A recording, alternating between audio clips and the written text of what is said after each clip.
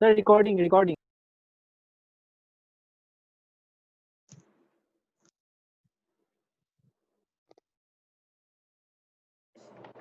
Today we are going to discuss about the culture and breeding practices of catfishes.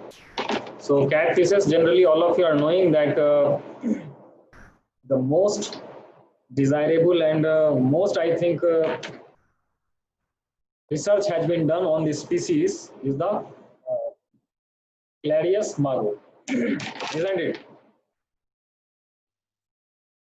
Hello. Yes, sir. Yes, sir.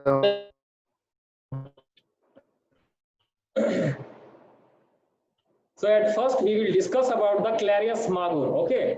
So now am I very much audible? I think. Yes, sir. Okay.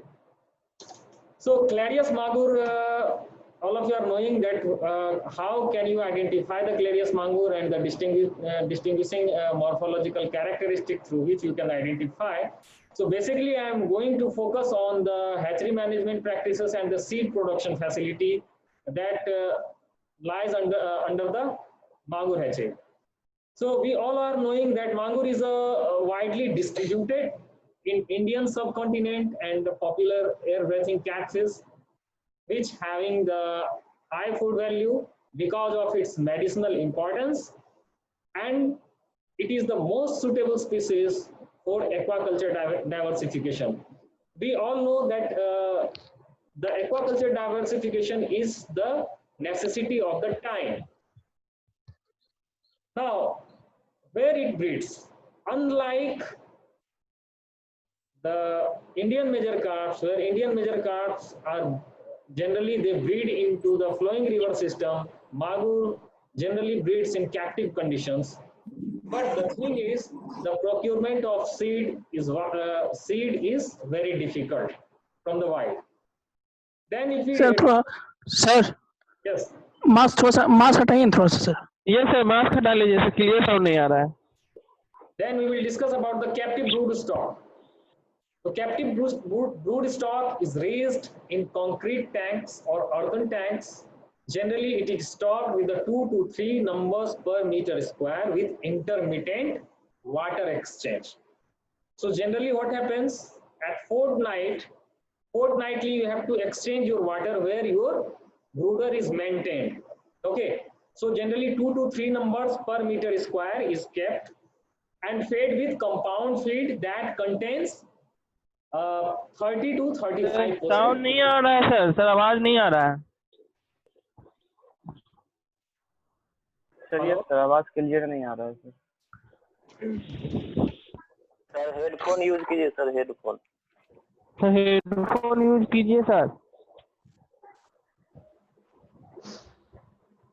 Okay, so we were talking about the captive brood stock. The captive brood stock is raised in concrete tanks or earthen ponds at the rate of 2 to 3 numbers per meter square.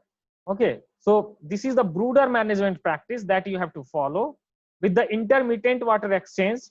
The water exchanged fortnightly 20 to 30% in your brooder tank, and it is generally fed with the compound feed that should contain 30 to 35% protein. When we discussed about the brooders, how can you identify the brooders? So generally brooders through which you are going to do the artificial fertilization, you have to take 100 to 150 gram of species that can be identified by the pointed genital papilla in case of male. So these pointed genital papilla you can observe easily that has a overgrowth at the region of anus. Then in case of female, it is the round genital papilla and which is pinkish in color. Okay. So now once these both male and female is separated, then these females are taken afterwards, but prior to that the male is sacrificed. Okay, male is sacrificed because you have to take out these sperms from those. So you can look that these sperms within this body cavity you have to take out, you have to then you have to macerate it. Okay, you have to macerate in physiological saline. ये जो आपके जो sperm होंगे ना, तो ये क्या होता है, आपको जो स्पर्म होते हैं वो उसको हम लोग क्या करते हैं, मैसरेट करते हैं, क्योंकि ये बहुत सॉलिड होता है and it is not easily mixed. So you have to macerate it with a soft substance or soft matters. Then again you have to mix it with physiological saline. Okay, physiological saline, all of you are knowing that you can take physiological saline from the different medicinal stores or dispensaries. Then the females are injected with Ovaprene, Ovatide or OvaFH or Gonopro, and nowadays there are many more these hormones are available in the market, that is injected at the rate of 1.0 to 1.5 ml kg per body weight. Okay, so what to do? First, you have to maintain your brooder's tank. You have to inject this female. First, you just segregate the female. Okay, and after segregation, you have to inject with the hormone, that is at the rate of 1 to 1.5 ml kg per body weight. Why I have written over here? Because 1 to 1.5, because each and every case they used to mention either 1 ml or 1.5 ml or in between. Okay, so you have to carefully read the instruction before use of these hormones. Then what happens? After that, you have to sacrifice the male. Generally what happens, latency period occurs. Okay, so once you have injected the female, so it will take a latency period of 16 to 17 hours. After 16 to 17 hours, you have to take the male. You have to take out those sperms. You have to admix with the physiological saline. After that, you just take out the female, and females after 16 to 17 hours post injection, then the sperm suspension that you have already prepared, you have to mix it. Okay, mix it with the soft matters like a feather. कोई भी जो पंख होते हैं, जो कबूतर के पंख या कोई इस तरह के पंख जिससे आपको मिक्स करना होता है, because there will be less chances of breaking of these eggs. Okay, from the dissected testis of male prior to female stripping. तो फीमेल स्ट्रिपिंग के जस्ट पहले हम लोग क्या कर रहे होते हैं, पहले हम इंजेक्शन दे दिए दोनों मेल फीमेल को, इसके बाद हम क्या करेंगे, 16 से 17 घंटे छोड़ देंगे. अभी हमारा 1 घंटे पहले मेरा स्पर्म सस्पेंशन वो रेडी होना शुरू हो जाएगा. क्लियर? Hello hello. अब ये जो 16 से 17 घंटे, ठीक है, अब ये जो 16 से 17 घंटे आपने इंक्यूबेशन में रख दिया, उसमें सेग्रीगेट करके रख दिया फीमेल को और मेल को. क्लियर? अब जैसे 15वां घंटा या 16वां घंटा जब होगा, तो आपको वो मेल आउट करना है. ठीक है, मेल आउट करके हम लोग क्या करेंगे, केयरफुली इंसाइज करेंगे जो एनस पोर्शन है ना. और हम आपको पहले ही बता दिए कि मेल आइडेंटिफाई हम कैसे करेंगे.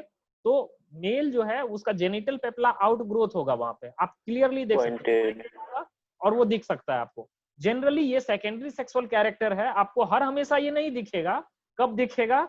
Only in the breeding season और मॉनसून सीजन. जनरली ये जो ब्रीड करती है मछली, ये जो मछली ब्रीड करती है जनरली आपको जून, लास्ट मंथ ऑफ जून से स्टार्ट होते हैं. बोलते हैं हम लोग कि जब हम लोग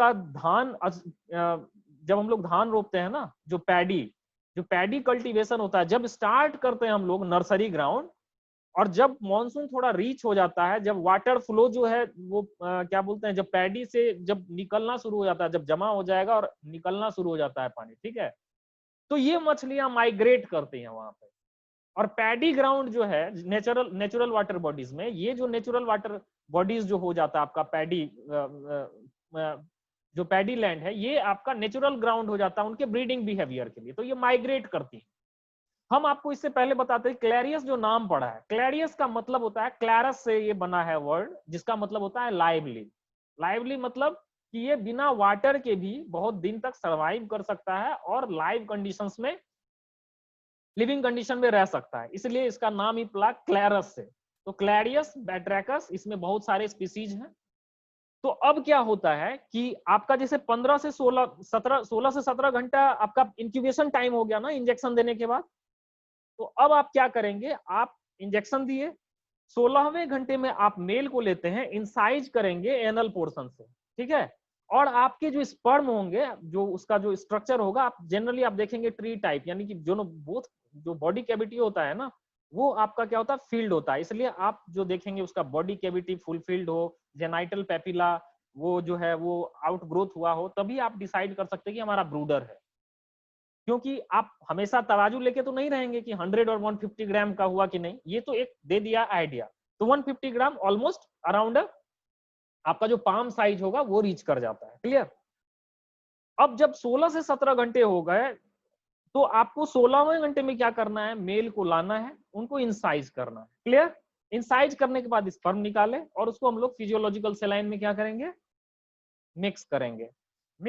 मिक्स करेंगे, मैसरेट करेंगे, उसी में मैसरेट करेंगे, ठीक है। आप उसको बाहर से नहीं मैसरेट कर सकते हो, आपको फिजियोलॉजिकल सेलाइन लेना है, उसको उसमें इमर्ज करना है और सबमर्ज करने के बाद आपको मैसरेट करना है। कोई सॉफ्ट जो आपका प्लास्टिक का कोई भी जो राउंड हो, राउंड शेप, आप उसको मैसरेट करते हैं।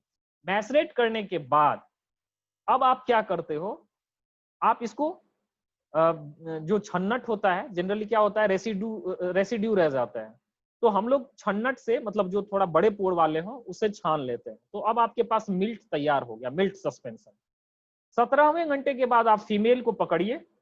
फीमेल पकड़ने का तरीका क्या है, you have to use these 2 fingers, okay, and carefully you have to entangle these fishes, the pectoral fin जो होगा ना, pectoral fin के पास, just near by the pectoral fin you have to take out these fish, okay। इसके बाद आप क्या करते हैं, आप धीरे से बेली को प्रेस कीजिए स्लाइटली, तो आप देखेंगे कि ब्राउन कलर का जो है वो एक बाहर में आपके कंटेनर में, जो प्लास्टिक कंटेनर है, वो निकल गया। क्लियर, समझ में आ रही है सबको? Yes sir. Yes sir. अब हम लोग इस मिल्ट सस्पेंशन को हम लोग डाल देते हैं जैसे का तैसा, ठीक है।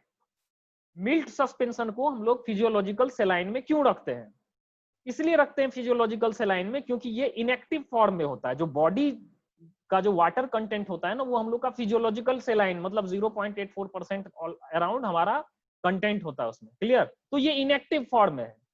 आप इसको क्या किए, मिल्ट को आपने एग पे डाल दिया। Clear, clear.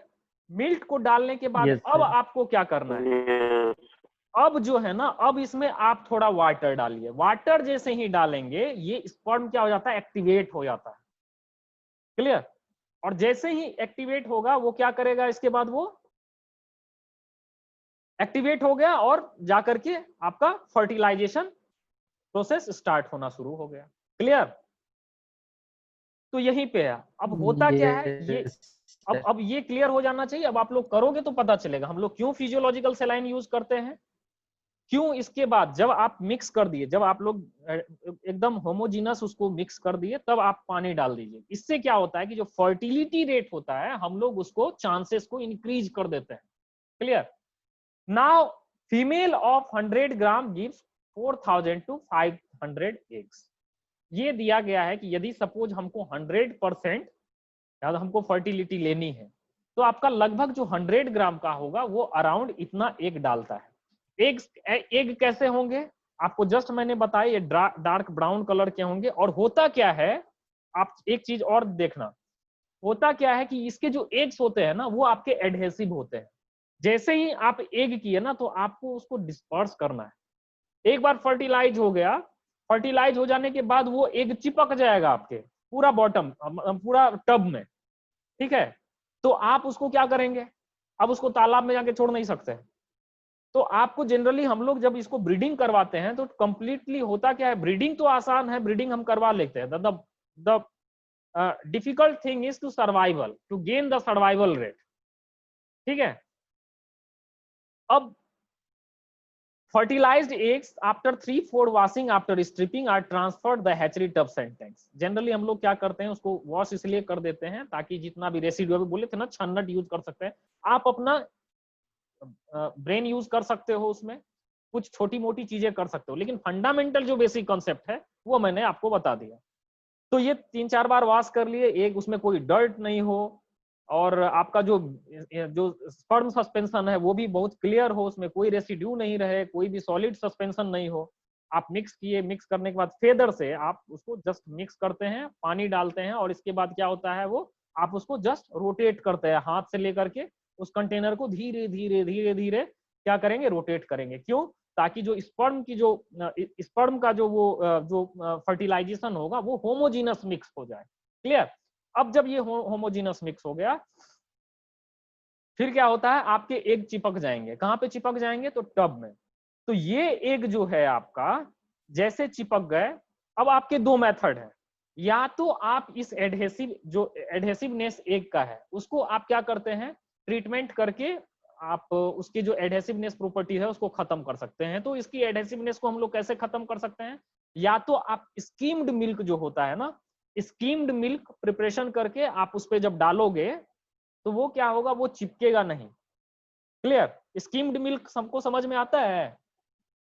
दूध वाला जो पाउडर होता है ना, जिसमें से फैट निकाल लेते हैं। Hello? Yes sir, yes sir. जो पाउडर आता है ना, उसमें से क्या करते हैं, वो फैट को बाहर निकाल देते हो। ये पाउडर से आप मिल्क बना लो, आप वो मिल्क यूज कर सकते हो। तो ये जो आप मिल्क यूज करोगे तो आपके इसमें दो काम हो जाएंगे। पहला, जो आपको जब आपने पानी डाला था ना मोटिलिटी के लिए, आप ये स्किम्ड मिल्क यूज कर लो, कोई दिक्कत नहीं। तो इससे क्या होगा, आपका एडहेसिवनेस भी उसका खत्म हो जाएगा, और दूसरा क्या होगा कि आपका जो फर्टिलाइजेशन है वो भी बहुत, क्योंकि पानी डालने से ही वो एक्टिव हो जाएगा इस पर, द फर्टिलाइजेशन आपका अकर हो जाएगा। तो ये आपके अंडे चिपकेंगे नहीं। क्लियर? या नहीं तो फर्टिलाइजेशन के बाद भी आप स्किम्ड मिल्क यूज कर सकते हो, या फूलर्स अर्थ यूज कर सकते हो, जो इसकी एडहेसिवनेस प्रॉपर्टी की वो खत्म कर देता है। क्लियर? अब इसके बाद क्या होता है, हम लोग 20 मतलब ये 24 एग्स जो है वो हैच कर जाते हैं। कितने दिन में? तो ये generally in case of Indian major carps में जहां ये 72 आवर्स लगता है, इन केस ऑफ मांगुर ये 24 आवर्स, यानी एक दिन में आपका हो जाएगा। और यॉर्क सैक जो है वो एब्जॉर्ब होते हैं कब? 72 sorry, in case of cards में क्या होता है, 14 से 18 घंटे लगते हैं, जो एग इंक्यूबेशन पीरियड है। फिर उनमें भी क्या क्या होता है, जो एग से हैचलिंग आते हैं उसमें 72 आवर्स लगता है, यानी 3 दिन आपको खाना खिलाने की जरूरत नहीं है, वो यॉर्क से काम करता रहेगा। इन दिस केस जो आपका प्री इंक्यूबेशन एग जो होगा वो थोड़ा लार्जर होता है comparison with the major carp. यहाँ पे कितने लगते हैं, तो 24 से 26 घंटे। अगेन मैं बात बता रहा हूँ, ये इंक्यूबेशन पीरियड वो वेरी करता है वाटर टेम्परेचर के साथ साथ। तो निराश नहीं होना है यदि कभी कभी हमारा फर्टिलाइजेशन हम देख रहे हैं कि फर्टिलाइज नहीं हुआ या फिर नहीं हो रहा है, आप सैंपल भी उठा करके चेक कर सकते हो, मैग्नीफाइंग ग्लास का आप हेल्प ले सकते हो। तो हम लोग को देखना हमेशा क्या है, वाटर टेम्परेचर कितना है। ठीक है? तो वाटर टेम्परेचर यदि हमारा 28 से 32 डिग्री है, ठीक है, ज्यादा जल्दी होगा, तो ये एक ऑप्टिमम टेम्परेचर है that we have to maintain. Spawn तब क्या होता है, अब जब स्पॉन हम लोग वहां से ले लिए, इस स्पॉन को हम लोग इंडोर टैंक्स में कितना स्टॉकिंग डेंसिटी में रखेंगे, तो 1000 to 1500 metre square for about 2 weeks, यानी 14 से 15 दिन का इसका टाइम रहता है जो स्पॉन रेयर किए जाते हैं। कहां तक? फ्राई स्टेज तक के लिए। ठीक है? अब सबसे ज्यादा जो टिपिकल चीज है ये स्पॉन को कल्चर करना। ठीक है? ये स्पॉन को कल्चर करना। स्पॉन को हम लोग जनरली जो फीड करवाते हैं वो क्या होता है, आपको एक कस्टर्ड आप करवा सकते हैं। ठीक है? जो जनरली प्रैक्टिस में किया जाता है, लेकिन आपको हमेशा याद रखना चाहिए कि आप जब भी एक कस्टर्ड देंगे तो वो पानी भी बहुत ज्यादा जल्दी गंदा होता है, क्योंकि एग में मेथियोनिन और सल्फर कंटेनिंग एमाइनो एसिड्स बहुत प्रचुर मात्रा में होते हैं। एग जो आप यूज करेंगे, आपको पीला वाला निकाल देना है, मैं फिर आपको बता दे रहा हूँ। ठीक है? वो जो पीला वाला पोर्शन है, यू जस्ट रिमूव दैट। तो आपका व्हाइटिश पोर्शन जो है उसमें वो और कस्टर्ड आप मिक्स कर दो और आप उसको फीड करवाओ, आप देखोगे वो दूधिया कलर का रहता है। ठीक है? वो एकदम दूध जैसा, जैसे ही आप ड्रॉप डालोगे वो एकदम मिल्क अपीयरेंस देगा। फिर हम लोग क्या करते हैं, larvae are fed with live feed followed by compound larval feed, यानी 3 से 4 दिन तक आप जो है इसको एक कस्टर्ड देते हैं 3 से 4 दिन, इसके बाद आप इसको आप आर्टिमिया नहीं दो। आर्टिमिया की मतलब आर्टिमिया आप चौथे दिन के बाद देना स्टार्ट करो, ठीक है। यानी 3 दिन तो इसका ये लग गया, इसके बाद आप 2-4 दिन आप उसको एक कस्टर्ड पे सरवाइव करो, या फिर आपके पास यदि कोई मोलस्क है उसके मीट को क्रश करके हम लोग उसको सस्पेंशन जो है वो हम लोग डालते हैं। अनदर तरीका है या तो अर्थवर्म है, जो सबसे ज्यादा प्रेफर किया जाता है इस मागुर कल्चर में, अर्थवर्म का जो है वो क्रश करके आप वो डाल सकते हो। ये आपकी अवेलेबिलिटी पे है कि आपके पास फीड क्या है। ऐसे इन जनरल जो मार्केट में अवेलेबल है, जो अभी कैप्सूल भी अवेलेबल है और आपका जो पाउडर होते हैं वो भी अवेलेबल है, जो डीकैप्सुलेटेड जो सिस्ट होता है वो कैप्सुलेटेड सिस्ट होता है। आपको डीकैप्सुलेशन प्रोसेस से जाना होता है और फिर आपको डे 1 से उसको फीड करवाना होता है, क्लियर। तो फिर वो आपकी फीड करती जाती है। देन जब ये फ्राई स्टेज में पहुंच गया, फिर आप इसको फ्राई स्टेज के बाद आप फर्दर, अभी फ्राई से फिंगरलिंग आप जनरली ट्राई करो कि आप इसको जू प्लैंकटन ही फीड करवाओ, और जब ये फिंगरलिंग हो गया तब आप इसको आप मील प्रोवाइड करवा सकते हो। इवन कि अभी जो है अब मील जो है वो क्रस्ड मील्स भी आते हैं, पैलेटेड मील्स भी आते हैं जो बहुत स्मॉल हैं, तो इवन की फ्राई स्टेज से आप स्टार्ट करवा सकते हैं। और जनरली इसकी जो ब्रीडिंग और सीड प्रोडक्शन टेक्नोलॉजी है, जनरली कौन कौन से, जनरली नॉर्थ इंडियन स्टेट्स जो हैं वो वहां फॉलो किए जाते हैं, जैसे वेस्ट बंगाल हो गया, उड़ीसा हो गया, आसाम हो गया और अदर नॉर्थ ईस्टर्न स्टेट्स, ठीक है। क्लियर? इसमें कोई डाउट, कोई क्वेश्चन तो प्लीज आस्क।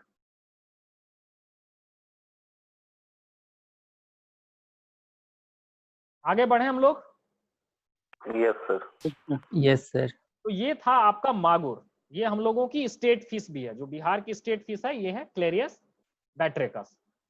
अब दूसरा आते हैं, क्लेरियस की दूसरी वैरायटी है क्लेरियस दुस्सुमियरी। तो मोर और लेस ये सारी चीजें जो हैं सेम होती हैं, थोड़ा साइज इसका बड़ा होता है। यहाँ पे मेचर फिशेस जो होता है 150 से 200 ग्राम, थोड़ी बड़ी होती है, क्लियर। जनरली ये आपके साउथ जो रीजन है, पेनिनसुलर रीजन है, वहां पे जो मांगुर पाई जाती है उसी को क्लेरियस दुस्सुमियरी बोलते हैं। यहाँ आपको जनरली नहीं दिखती है। ये थोड़े से क्या होते हैं, ये तो इनको इनका टेम्परेचर जो है वो थोड़ा ज्यादा होना चाहिए, जैसे ट्रॉपिकल स्टेट्स में है, तो टेम्परेचर हाई होना चाहिए। जो प्रोटीन इसका लेवल है, मैक्सिमम वेट सर, यस, इसका मैक्सिमम वेट कितना हो सकता है? इसका मैक्सिमम वेट देखिए, जो अभी तक रिपोर्टेड है, जनरली आपकी 1 फुट बढ़ जाए बहुत ज्यादा है। जो अभी तक रिकॉर्डेड है 1 फुट यानी आपका 30 सेंटीमीटर के आसपास, 1 से 1.5 फुट से ज्यादा नहीं इसकी मिलती है। ये जब मिलेगा ही नहीं, बहुत बड़ा साइज हो गया, वो समझ लो 5+ या उससे। जब आप ओटोलिथ से आप उसका ग्रोथ एनालिसिस करते हो, आपको मिलेगा ही नहीं 1 फुट का। मुश्किल से पाम साइज से लेकर के आपका इवन कि आपका फिंगर साइज इतना बड़ा हो गया ना, तो that will be act as a brooder, so you can take. लेकिन यदि आपके बड़े ब्रूडर मिल जाते हैं आधा से 1 फुट के बीच में, तो that will be the best, ठीक है। तो मेल और फीमेल का जो है सेग्रीगेशन आप ठीक उसी तरीके से करते हो, क्योंकि इनके भी secondary sexual characteristics almost same है। इनको हम लोग वैलेंसियंस क्लैरिड भी बोलते हैं, ठीक है। और they are endemic to western Ghats and distributed in limited locations in the rivers of peninsula India. फिर जो सेम है, ज्यादा कुछ डिफरेंस है नहीं। हाँ, अब यहाँ पे है कार्प पिट्यूटरी एक्सट्रैक्ट। जब आप यदि पिट्यूटरी एक्सट्रैक्ट यूज करते हो तो 20 से 40 मिलीग्राम पर केजी यूज कर सकते हो। जनरली हम लोग पिट्यूटरी एक्सट्रैक्ट जब यूज कर सकते हैं तो इसको हम लोग डबल डोज में देते हैं। हेलो, आप लोग अभी तक सुनते आ रहे होंगे कि पिट्यूटरी एक्सट्रैक्ट हम लोग यूज करते हैं। तो पिट्यूटरी एक्सट्रैक्ट की इफिकेसी को बढ़ाने के लिए हम लोग जनरली क्या यूज करते हैं, तो इसको हम लोग डबल डोज में देते हैं, ठीक है, विद द इंटरमिटेंटली, ठीक है।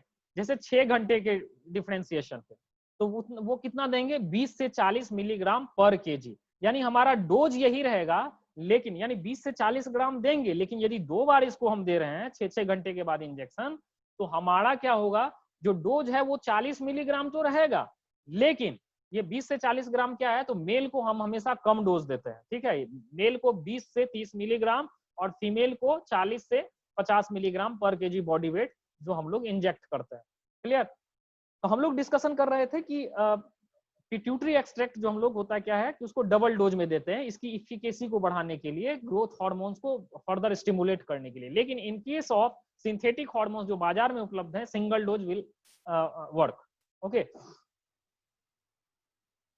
इसका जो लेटेंसी पीरियड है जनरली, यदि टेम्परेचर आप देखिए, इसका लेटेंसी पीरियड, जब क्लेरियस बैट्रिकस की हम बात कर रहे हैं तो लेटेंसी पीरियड इसका कितना है, 13 to 14 आवर्स। क्यों? क्योंकि वही है टेम्परेचर। वहां जब सब पेनिनसुलर रीजन में आपका टेम्परेचर जो होता है वो हाइयर होता है, तो यहाँ पर लेटेंसी पीरियड भी कम हो जाता है। Clear? Injected female fishes are either stripped out and eggs are fertilized with प्री-डिवेन milk in as in Clarias magur. तो और बाकी जो भी हम लोगों ने क्लेरियस मागुर के लिए किया था, ठीक उसी तरीके से हम लोग यहाँ पे भी करते हैं। आप लोग यहाँ देखो, आप इवन यहाँ पे व्हाइट व्हाइट पैचेस देख रहे हैं, ठीक है ना? तो ये व्हाइट पैचेस क्या है कि जस्ट जब मिल्क डाला जाता है तो उसके कुछ रेसिडुअल पार्ट्स जो आप व्हाइट पैचेज करके आप देख पा रहे हो।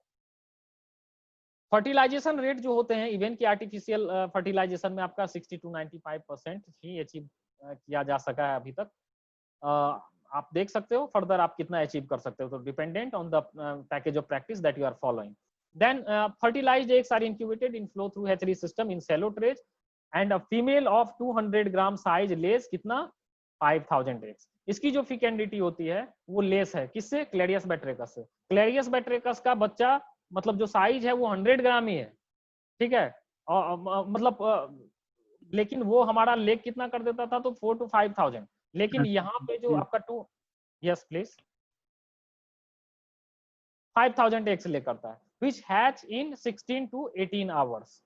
यहाँ पे भी देखिए फिर जो आपका एग हैचिंग जो है फर्दर यहाँ पे लेस टाइम कंज्यूम कर रहा है, तो 16 to 18 hours at 26 to 28 degree Celsius। Now you see the picture of newly hatched larvae। Now these are fed with chicken egg yolk suspension for the first 2 days। जो 2 दिन है मैं आपको पहले ही बताया था, जो 3 दिन में होगा, 1 से 2 दिन आप एक कस्टर्ड जो मिक्सचर है उस पर आप फीड करवाते हो।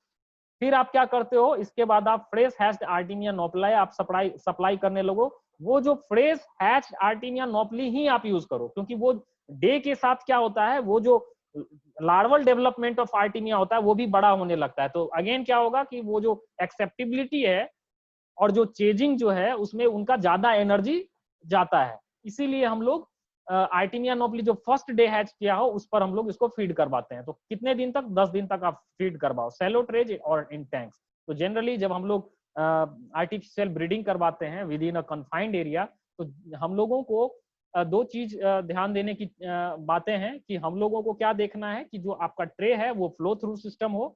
जैसे राउंड टब आप लोग देखते होंगे जो मार्केट में अवेलेबल है, तो उस तरह के राउंड टब आप ले लो। राउंड टब के साथ आपको क्या करना है, फ्लो थ्रू सिस्टम करना है, यानी कि उसके ऊपर से एक एक नल की टोटी लगी होगी जिसमें ड्रॉप बाय ड्रॉप, यानी एक ड्रॉप जब टच किया टब को दूसरा ड्रॉप गिरना स्टार्ट हो जाए। तो इस तरीके से हम लोग थोड़ा उसमें क्या करते हैं, तो टर्बुलेंस थोड़ा क्रिएट करते हैं पानी में, क्योंकि इसको ज्यादा ऑक्सीजन की जरूरत नहीं होती है।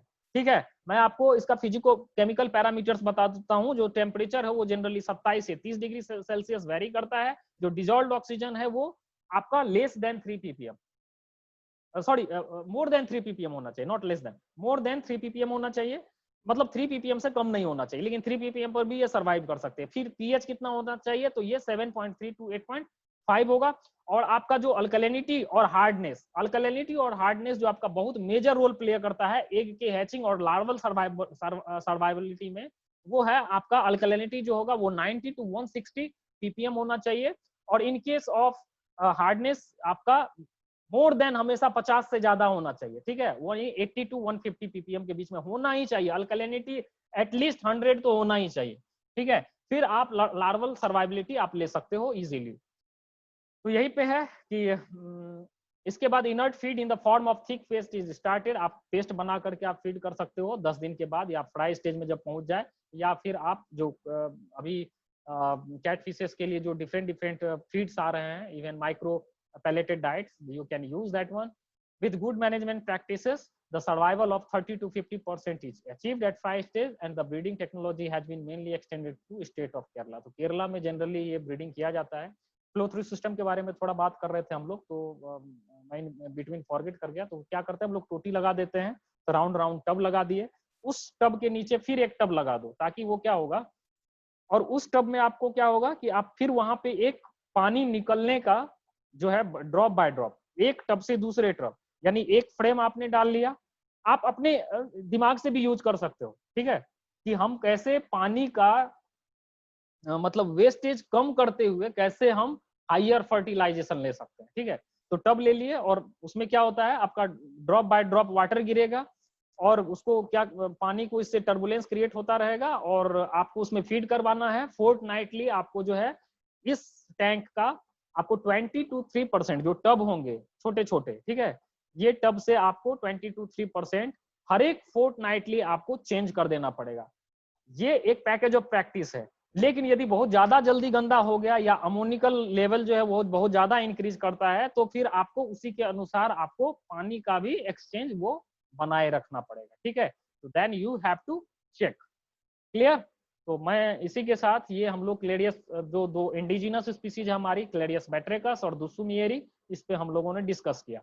थोड़ा सा कांस्टेंट पे जाएंगे। जो आजकल क्या हो रहा है कि लोग प्रॉफिट के लिए क्या करते हैं, जो क्लेरियस बैट्रिकस जो हमारा देसी मांगुर है उस फीमेल की, चूंकि मेल अवेलेबिलिटी कम है, नियर थ्रेटेंड है ये सब सारी स्पीसीज जो है, ठीक है, कम मिलती हैं। तो अब क्या हो गया है, रेड लिस्टेड है, तो अब क्या हो गया है कि जो क्लेरियस गैरीपिनस है तो उस मेल का स्पर्म यूज करते हैं इंस्टेड ऑफ क्लेरियस ये मागुर। ठीक है, तो जिनके कारण जो है बहुत सारे मॉर्फोलॉजिकल डिफरेंसेस आते हैं।